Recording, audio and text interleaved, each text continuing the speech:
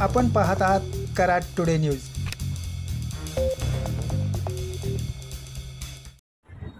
कोल्हापूर नाक्यावर उड्डाणपुलाच्या भरावाचे काम गतीने सुरू आहे। त्याचबरोबर या कामामुळे पिलर नजीक भरावाचे संरक्षक भिंतीचे काम सुरू असल्याने वाहतुकीचा मार्ग अरुंद बनला असल्याने त्यासाठी हॉटेल पंकज समोर सर्व्हिस रस्त्याचे काम सुरू करण्यात आले आहे। हॉटेलच्या पार्किंगवर अखेर हातोडा पडला असून रस्त्यासह उंच गटरसाठी हॉटेलसमोर खुदाई करण्यास सुरुवात झाली आहे। पंकज ते कोल्हापूर नाका रस्त्याकडेला असणाऱ्या सध्याच्या गटरपासून आतील भाग रस्त्यात येणार असल्याने त्या दृष्टीने काम सुरू आहे। कोयना नदीवर होत असलेल्या 2 पदरी पुलावरून शहरात येण्यासाठी हा रस्ता असणार आहे।